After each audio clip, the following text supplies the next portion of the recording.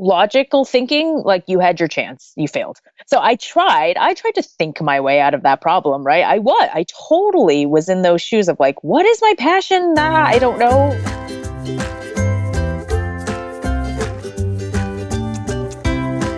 Hey there, I'm Goli Kalkaran, and this is Lessons from a Quitter, where we believe that it's never too late to start over. No matter how much time or money you've spent getting to where you are, if ultimately you are not happy, then it's time to get out. If you're feeling stuck and you feel like there's gotta be more, there's gotta be a way to feel fulfilled and excited about what you do, then this is the podcast for you. Each week, I will sit down with an inspiring guest who quit their professional career in order to forge their own path and create a life that they love. Hello, welcome to another episode of Lessons from a Quitter. I'm so happy to have you here. You guys, this episode is so good. I literally scream maybe like 10 times in it. So let me start off by apologizing about how excited I get. But Shinah just offers so much good inspiration and practical tools. So I want to jump in fairly quickly. But before we do, I did want to ask for one favor. I'm getting all of your sweet messages and emails about how much you love the podcast, and they mean the world to me. Seriously, it really keeps me going. But if you do like it, can you do me a favor? Just take 2 minutes and give me a rating or review on whatever podcast app you listen to, whether it's on Apple or Google or Android, whatever you use. It really helps me out because it'll help me rank higher, and then people find it more, and it helps me grow. So, think of it as your good karma for the day. Just take 2 minutes and give me a review. I will love you forever. Thank you. So with that aside, let me tell you about Shinah Chang, why I love this episode. So Shinah took the same traditional route that a lot of us, especially children of immigrants, are kind of forced on, where you're made to do everything in the perfect way to lead you on a path to a great college. And she did. She got a 1600 on her SATs. She ended up going to Harvard and then a prestigious law school. And then she worked her butt off as a corporate attorney in a big international law firm for 6 years. And after too many days of uninspiring work and nights of sleeping under her desk, she rightfully decided that she wanted to reclaim her life. But her story is so great because of how she went about that path, the space that she allowed herself to try so many things. She tried knitting and woodworking and drawing and graphic design, but ultimately she fell in love with calligraphy.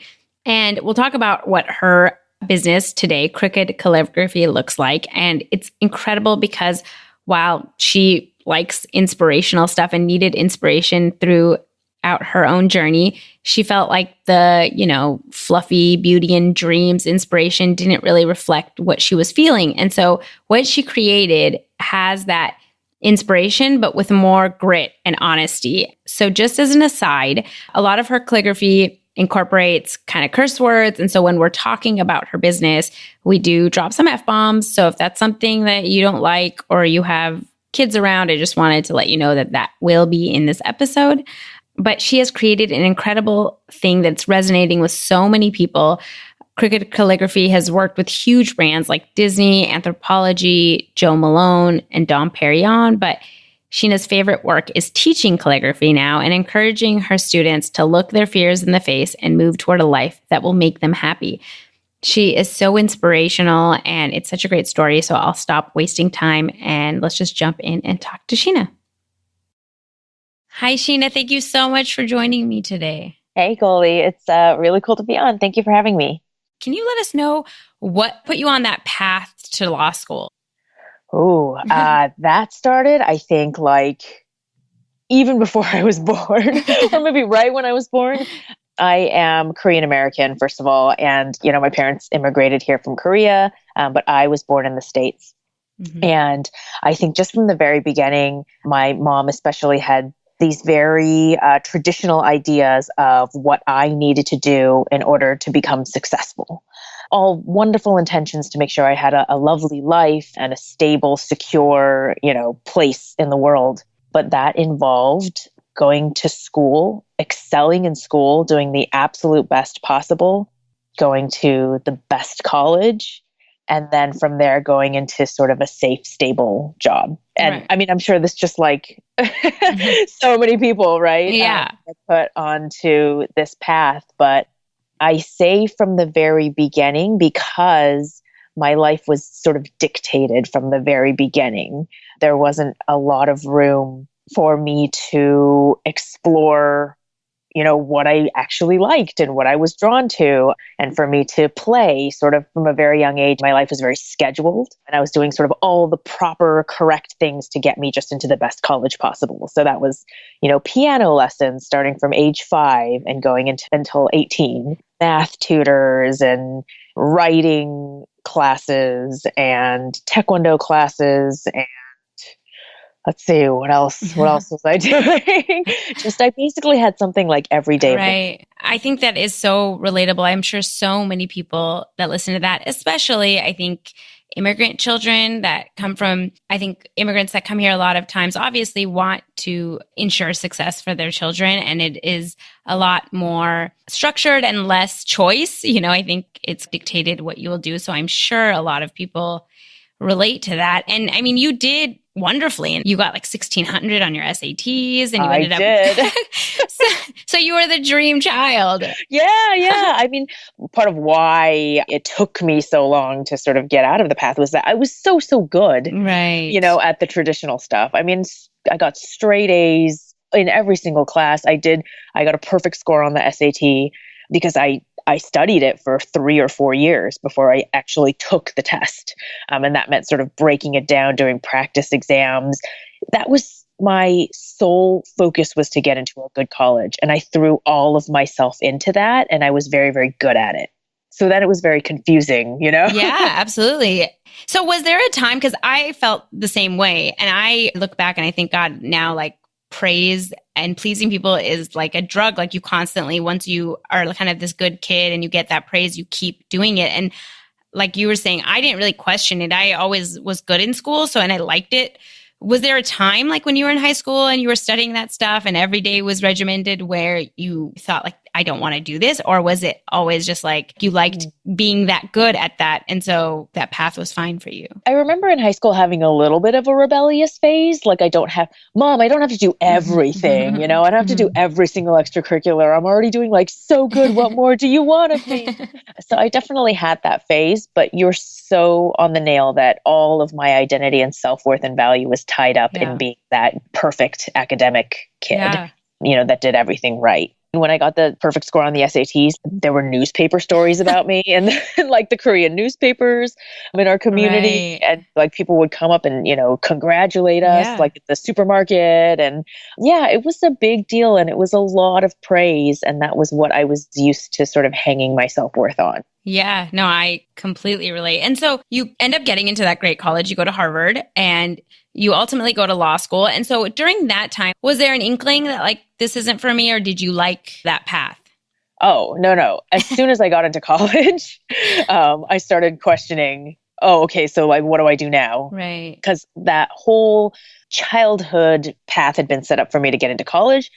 There wasn't a lot of thought as to after college. You get to college, you're sort of on your own for the first time. You're in dorms, you're meeting new people. I did really start to ask myself at that point, like, what do I actually want to learn and what do I actually want to do with my life? And, pre-med and pre-law, those were sort of always on the table, suggested by my parents, but I actually didn't want to do that. And I think college was the first time that I felt like I could choose something a little bit different. So I chose psychology. I mean, I didn't go like that crazy and like that far off. I studied psychology because it was interesting to me. Yeah. So that was maybe the first time that I started to really ask myself what I wanted. So then what ultimately led you to law school? Oh, the same vestiges of the path. Yeah. Like the path had been sort of laid out before me. In the end, after I graduated from college, I still didn't know what I wanted to do with myself. I had studied psychology and it was interesting, but I had no idea what kinds of careers were out there, what was possible. To me, only the standard careers were possible. Even though actually my parents ran their own business the entire time, while they were raising me and my sister, they had their own sort of business that they had built from the ground up. Even with that in the picture, I Yeah. still consider entrepreneurship or owning my own business or doing any of that as even a possibility. What I have heard from other people is that because entrepreneurship, it's not like it is today where there's so much more opportunity with the internet. So a lot of times it's just struggling. It's a lot of work. It's a lot of, and there's no guaranteed salary. There's no, stability. And so I think that is why a lot of parents try to get their kids on this like path to success because they think it's stable. And so I'm wondering, was it because you saw that and saw like how hard that is? I think you're right that my parents really had to work very, very hard and ride sort of the ups and downs of owning their own business. They create basically a newspaper for the Korean community and sort of a yellow pages. That's not either of their passions, right? And they both have artistic backgrounds as well and sort of gave that up in order to create this more stable business to support the family and sort of give me and my sister a good life. So it is very different from what I'm doing now. They weren't sort of following their dreams. They were, having a business out of necessity. That's understandable. And so you go to law school, and when you come out, you go into a big law firm doing corporate law. And how long were you at the law firm for? So I worked in New York for 3 years, and then I moved to LA and worked for another 3 years. So about 6 years total. Tell us a little bit about that, like progression of how you started realizing that you wanted to step outside of the law. Well, in the first place, I didn't want to go to law school. Right. Really. I sort of I did a very half-hearted job on my applications. And I think just because of my pedigree and my test scores, I did get into a pretty good law school. And then when I went into law school, it was like, the last thing I'm going to be is a corporate lawyer. Anything but a corporate lawyer. I will do something good with my law degree. And then of course, I had my law school debts and I became a corporate lawyer. Yeah. And it was fine. At first, for a while, it was very challenging and it was very demanding hours, but I was working with amazingly smart, talented people. I was learning, and it was just sort of a fast-paced environment, but that does wear on you. The learning part I liked, but the law itself and the work itself, I was not terribly into. So my progression was sort of, I knew that New York, it was a little bit too intense and just work was everything. And I was not very happy there. I didn't have a lot of close friends outside of work. And so I decided to move back to Los Angeles, where I'm from and where I have more, family and friends. I did that. And then even in Los Angeles, sort of after settling in, I still realized I wasn't happy. Yeah. Every morning when driving into the office, I'd be like, this is what I'm doing. What else could I be doing? Right. When did you start realizing I got to make a plan to get out of this? Or, was it just one day where you're like, I'm going to quit? Or was it a slow kind of, I got to prepare for this because I'm only doing this one more year? Oh God. No, it was definitely not I'm going to quit right away. Just march into the partner's office. No, I knew for a while, was sort of building that I needed to do something different or at least take a break. I think sort of the climax was just I had been working on a huge IPO and it was just so demanding. The hours were so crazy. I couldn't commit to anything outside of work. I was working, weekends and late into the night. And I even sort of on my own birthday, missed my own birthday dinner because I just couldn't get away from the office. And, my parents were so nice and brought me some birthday cake to my office. And I just kind of had to shoo them. I took it and had to shoo them away, gave them a hug. And I just didn't have time, for anything else in my life. So that was, I think, the moment where I realized I had to do something. But even then, leaving is so frightening. Yeah. Especially when your whole world has been built up on this, path and foundation. So I try to fight against that myth that you just take a flying leap. I sort of thought about it for a few months. And then I worked up the courage to ask for a little bit of a sort of an unofficial part-time sort of situation where I just was honest with, the head partner and said, I'm feeling a little burned out. I need to sort of step back a little bit. They agreed to give me sort of less to work on. I did that for a little while. After that, I asked for a break, a little bit of a sabbatical of sorts for a few weeks. They gave me that. And then at the end of that, I had to make a decision of whether to go back in, full time as an attorney. And that's when I made the choice to quit. So it was definitely stages. Right. Wow. And so going back though to your parents, I know for a lot of people, when you're used to playing that role and people pleasing and especially pleasing your parents or family, like how did you deal with telling them, and how did they react to you saying that, like, after you've spent this much time getting to this place, that you want to stop? We both approached it with a little bit of denial, I think. So for me, it was like, well, I'm just going to take a break. I'm just going to sort of quit this law firm job, but I know that I could probably go back. I did very well in the law firm. I was very good at my job. I knew sort of some attorneys and partners at other law firms. I knew I could probably get hired there. Mm-hmm. So it was, hey, I'm just kind of taking a step back, but don't worry, I'm probably not leaving law forever. That's what my parents wanted to believe too. Right. So for the first 2 years after I quit, it was, when are you going back? So when are you looking into law jobs? So, Yeah. And so did you know what you wanted to do when you quit? Oh, absolutely not. I had no plans. I had nothing lined up. I had maybe some vague ideas of maybe I'll find a less demanding law job after I take a bit of a break. But really, no. At that point, I just quit, and I knew I had enough money saved up that I could sort of keep myself going for a little bit. And I gave myself a year. And I had to sort of do that in my head so I wouldn't freak out every morning. Right. With what am I doing today? How much? So I gave myself a year to just, okay, you have enough saved up. You deserve this. You can take a bit of a rest and really just not worry about anything for a year. That didn't happen. I was going to say, how did that work?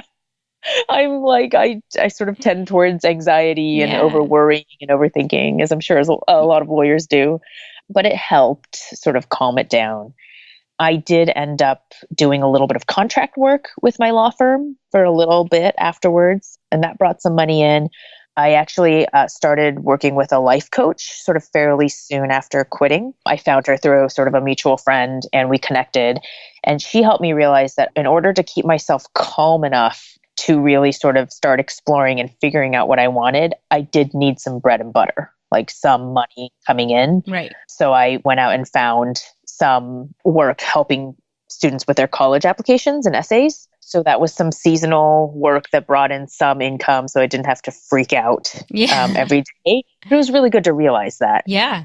Absolutely. And it sounds great in theory to give yourself time. And maybe looking back in hindsight, if you know how you're going to land and you're going to land on your feet, like a year sounds great. But like you were saying in the middle of it, like your monkey brain, when you're used to constantly working and achieving and being productive, it's like, what am I doing? What am I doing? And every day it's kind of overwhelming. And so I had the same thing. I mean, I quit and I had this denial, and I could use the excuse that I had a newborn. My son was 3 months old. So I could say I wanted to be home with my son. But in my mind, I kept thinking, I got to figure this out. I got to figure out what I'm doing. What am I doing? And it's so hard to quiet that down. Yes, I totally agree. And as you're saying this, I'm having flashbacks of I was on monster.com, looking at different law jobs, and I signed up for alerts, and I just recently turned them off because I just had forgotten. But I would occasionally get these there is a litigation job near you that might be interesting. Yeah. So I was looking. Law was still the only option in my head for a while until I kind of looked around and saw that maybe there were other possibilities. Yeah. And I would just want to quickly go back to what you were saying. I mean, I think that realizing what you were realizing and realizing you want kind of like a side income to give you that space is incredibly smart. But it's also hard for people to go from, at that point, you're probably like a senior associate. You've worked your way up. You're this corporate attorney, to even accept to themselves, whether they're telling other people or not, that I'm going to leave this multiple six-figure, high prestigious job, that identity. And now I'm going to help people with their applications, or I'm going to tutor or whatever. It's I think a lot of people have a really hard time, even if they're miserable, even if they're overcome with anxiety and panic attacks or whatever. It's that identity is such a hard thing to disconnect with. Yeah, it is. I totally agree. And what actually helped me with that was the reactions of all the other attorneys that I told what I was doing. I mean, when people sort of heard that I had quit and I was figuring stuff out, I mean, it was nothing but like, oh my God, good job. Yeah. Great. That's amazing. I'm so proud of you. I so admire what you're doing. So that gave me clues that like, okay. And I remember the reason that I left. I had the same exact experience, and it's sad, it's sad that so many people want to get out and don't, but I'm glad you had that courage. So you did that, you're doing this on the side. So what did you do in that year that you're giving yourself to kind of figure this out? I did actually just lay on my butt for a while. It was glorious. Yeah. I immediately after quitting, I moved in with my best friend. He had an extra room at his place, and I would wake up late. I would like stay in my pajamas all day, maybe make some food. I'd watch some TV. I did for a little while. I did tell myself, hey, you've been grinding for 25 years. Right. You deserve, at least a few months of just laying on your butt. Sort of once I'd gotten that a little bit out of my system, I started exploring things. So I started just looking up creative and art workshops and classes that are around me. And I started taking ones that sounded fun. So I took woodworking classes, figure drawing, watercolor. I took a creative writing class. I thought about doing improv for a while. Didn't quite work up the courage to do that, but I just explored a bunch of different things. I love this. I love this so much. I want to scream, but I'm not going to because it can hurt everybody's ears. But I mean, this is like the takeaway, I think, for anybody listening, because I have this conversation all the time with people that are miserable, and they say like, but I don't know what I would do. Or they say, I don't know what I'm passionate about, as if like your passion is just like hiding somewhere and you just have to like discover it. It's this development. It's this thing of like following your curiosities and seeing what resonates and what doesn't, and giving yourself that space and realizing that it takes time. I feel like a lot of us type A personalities, like you want to know, you want to have a plan, you want to get there, and you want to know like what's the path to get there. And it doesn't work like that, unfortunately. But it doesn't mean it's not worth putting in the time. And so this is like the perfect answer. You just try everything. Yeah. And the way I think of it is logical thinking, like you had your chance, you failed. So I tried to think my way out of that problem, right? I totally was in those shoes of like, what is my passion? I don't know. Like, what do I actually want to do with my life? I never had a passion. Something's wrong with me. And I tried like making lists and, like, what do I like about certain things and what do I not like? And what are the possible careers that could come out of like the things that I like? And I tried it that way. And it got me nowhere. Right. Because really, you have to take the action. You just have to like dive into it and try it and be like, hey, woodworking sounds good theoretically, but I tried it and like way too meticulous for me, like way too much, measurements and stuff. Yeah. Okay, try something else. Live figure drawing, interesting, but I'm not good at it enough. Like I don't feel the drive to get good at it enough. And it just is a process of like trying and redirecting course. When you were doing this stuff, were you doing it with the eye of like, can I make a career out of this, or can I make a business? Or was it like, I'm just doing things that I find fun? I was just doing things that I found fun. And of course, I mean, like I'm a strategic person, Right. like I'm an overthinking person. In the back of my head, there was always, hey, could this lead somewhere? But that wasn't the main driver. Things would pop up in my Instagram, or I'd find something on Facebook, or somebody would recommend something to me or invite me to something, and I would just go if it sounded fun. And calligraphy actually was one of the workshops that I took, and I just happened to see, I think it was an Instagram post from somebody, and it just was a little spark of like, ooh, I really want to try that.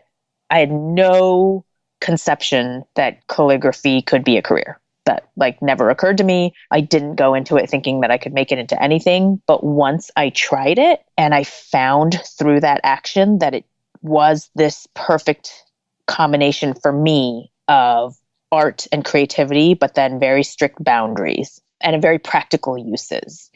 Immediately after the workshop, I kind of went up and talked to the woman who was leading the workshop and asked her a little bit about her job and her business. And turns out she's a full-time calligrapher. That's what she does for a living. And I went, and I started sort of looking into that a little bit more. I asked her if we could have coffee, and she was very, very, wonderful and sweet, and told me sort of about how she got into it. I started following other sort of calligraphers and people on Instagram.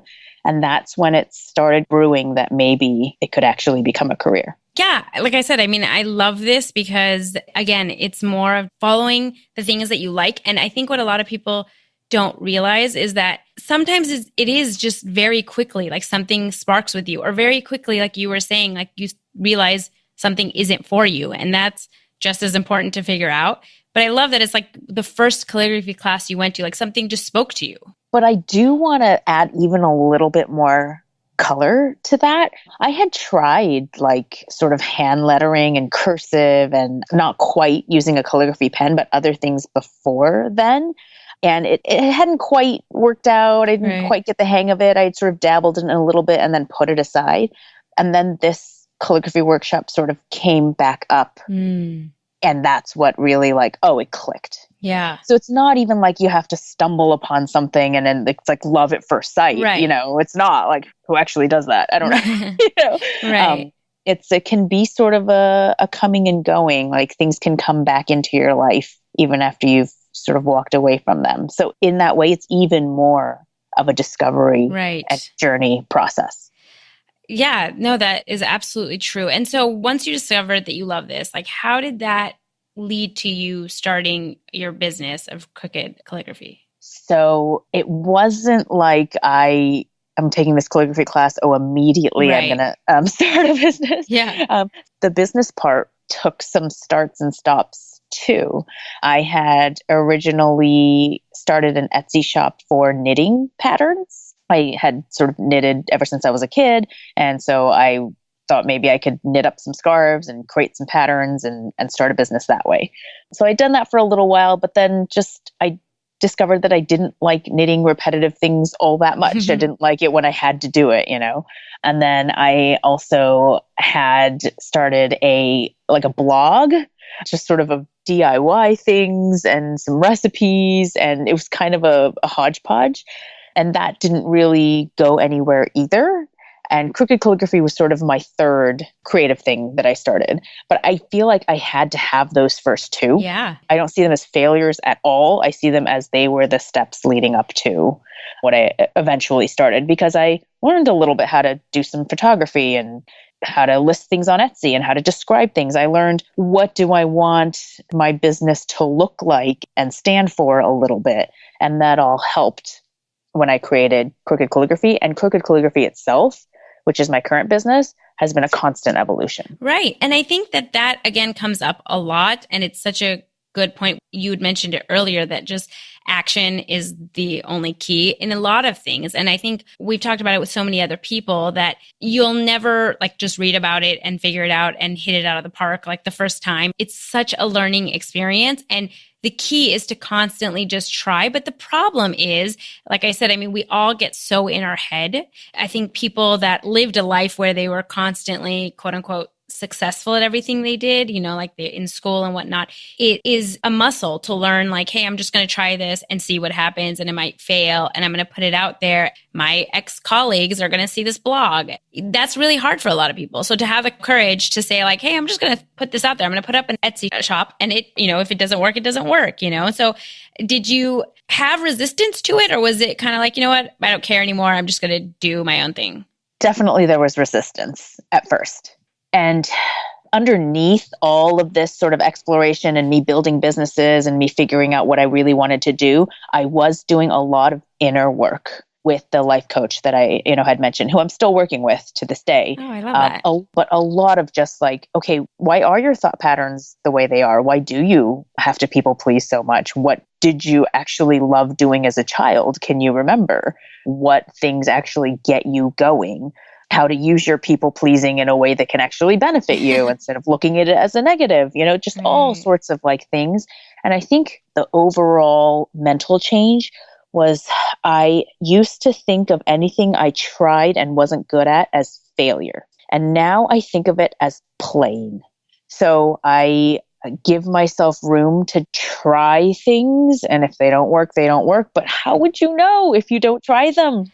Oh my God, Shinah, you're going to make me scream throughout this entire podcast. And it's not going to be good for the audience. But I mean, yes, 100% yes. And it's play and it's also learning. I mean, I used to always roll my eyes too when people would say like, it's not failure, like it's a learning experience. And in traditional roles, you're not taught that. Like if you lose a case, it's not a learning experience. Like It's a failure and your client's mad and stuff. But when you're, especially in business, like I was feeling the same exact way when I started my business, because I really started with the intention of, I actually don't care if this succeeds or not. I know that I'm going to learn marketing and I'm going to learn how to set up a business and I'm going to learn, how to deal with customers. And that will serve me in whatever I do later. And that's just been the truth. Or even with this podcast now, I'm just seeing like, it's all just like building blocks. It's all just teaching me something. And I have no idea what it's going to happen in 5 years, but it doesn't matter because like all of this will, build on itself. And I look at this now, I didn't realize this back then, but when you look at people that are successful in something, let's say you want to do, or if someone looks at your Instagram and looks at Crooked Calligraphy, and it's easy to think like, oh, she's so lucky, like she has this like great business. And they don't look at like all these people that I now admire. I've seen like they've done 10 businesses before this, and it's all of that is what led them to be successful at this. It doesn't just come. Exactly. And I kind of think of it as like when you are following a prescribed path and it's sort of like a concrete path just laid for you up the mountain or whatever. And in that case, yeah, there is failure, I guess, if you're not setting your foot exactly right on the next step and you're stepping off of that path, then you can see that as failure.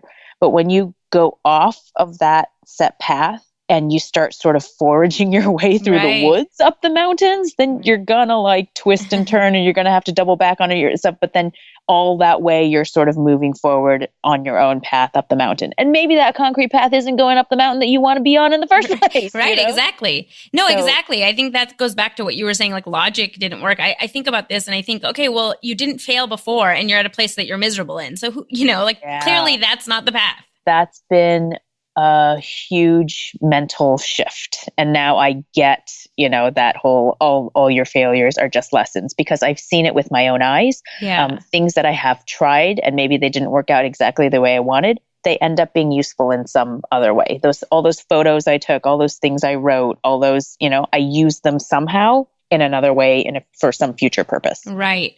And now tell us about your business, because I want like everybody to go and check out your Instagram page, because it is not only beautiful, but it's not what people would expect with like traditional calligraphy. And so give us a little insight into what it is and how you kind of came up with this concept. Definitely check out my Instagram, but not if you're very sensitive about swear words. So if that's not your jam, then go ahead and skip it. But swear words are where I started, and that's why I called my business Crooked Calligraphy. I thought, calligraphy is beautiful, but then you write a swear word, you write fuck, in calligraphy, and it just is this beautiful, like unexpected juxtaposition. Right. And what I wanted to do with my business is not be the traditional calligrapher. Number one, because I hadn't arrived there by any traditional means. Right. Number two, because I had tried traditional things, in the past and they hadn't exactly worked out for me. And, number three, like part strategic. I looked around and saw that not a lot of people were doing this with calligraphy, being a little bit irreverent, being sort of more honest and down to earth and gritty. So that was part of it as well. I basically wanted it to tell people like it's okay to be a little bit crooked and cursy and be figuring things out, because that's where I was when I started things.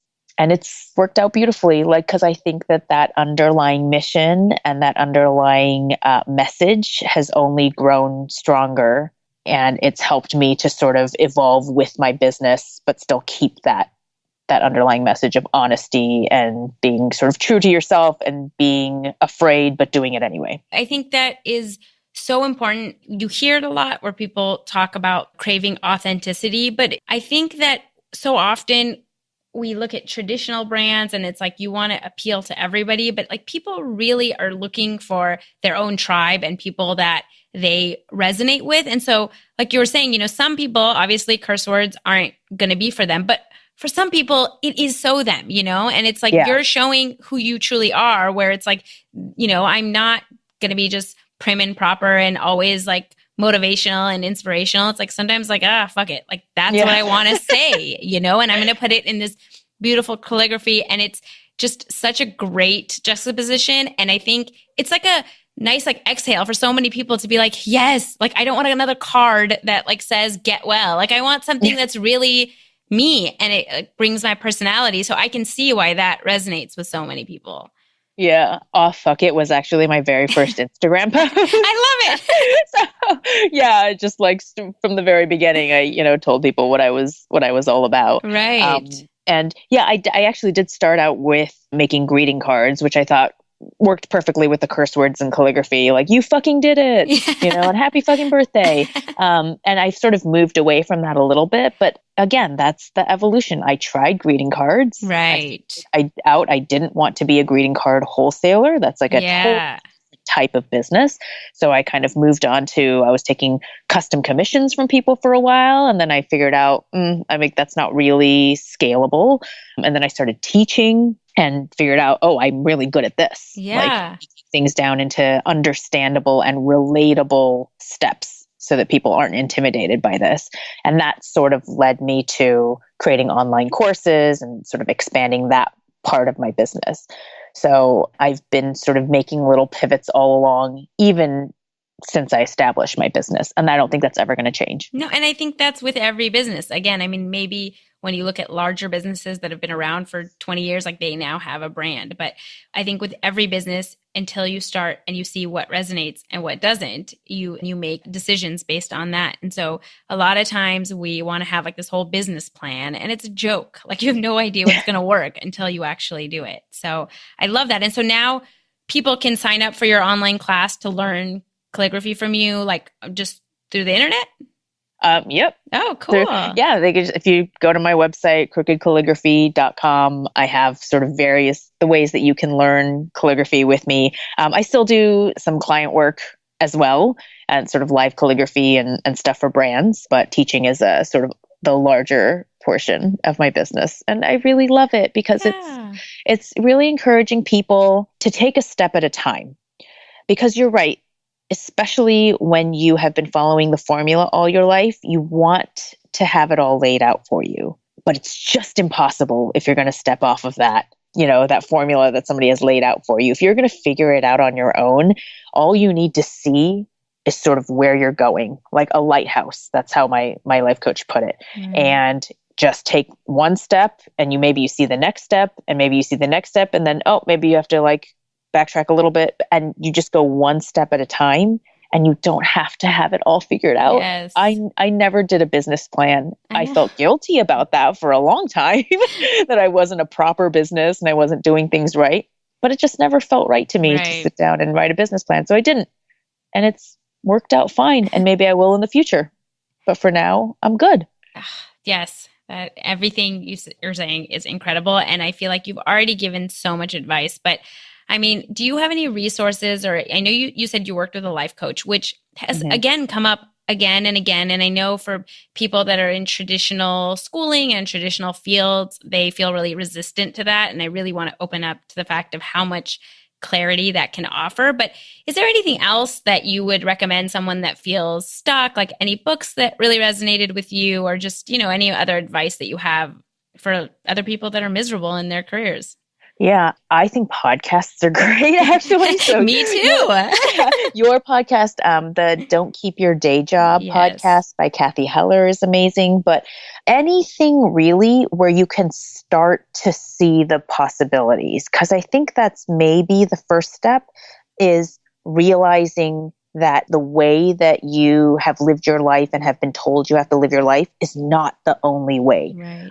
I remember my life coach telling me, you can literally make money doing anything. And I didn't believe her. Yeah. Now I'm starting to believe her more, because I'm seeing people who you play video games and narrate them all day and that's your job and you make millions of dollars. Right. Yeah, okay. Or there's a man in Europe who has a vineyard and makes wine by hand all by himself and only makes a few bottles, but sells them for $50,000 each. My God. I mean, people are out there making money doing weird stuff. Yeah. You only see, how does that phrase go? You know what's possible by seeing what's possible. I don't know. Right. You only reach for what you think is possible. Absolutely. So anything that can give you little glimpses of that, whether it's podcasts or Facebook groups or Instagram feeds that show you people doing, weird ass stuff with their life. Working with a life coach helps a lot. And finding a life coach that you resonate with, that I think is the key. My life coach had also been in a corporate life, in a very demanding, very strict, very rigid corporate world. And she broke free of that herself. And that's why I felt like I could trust her to sort of guide me a bit through my journey. And that's been invaluable. That is perfect. I cannot thank you enough. I mean, I think that this episode is going to be so helpful for so many people. You're such an inspiration. So where can people find you on Instagram or Facebook or anywhere else? So I'm on Instagram almost every day. It's just Crooked Calligraphy, CROOKED calligraphy. And then my website's also crookedcalligraphy.com.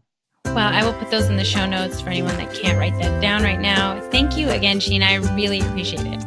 Thank you so much for having me on. Thank you so much for listening. I can't tell you how much it means to me. If you liked the podcast, please rate and review us on iTunes. It'll help other people find the show. If you want to connect or reach out, follow along on Instagram and Facebook at Lessons from a Quitter and on Twitter at Quitter Podcast. I would love to hear from you guys, and I'll see you on the next episode.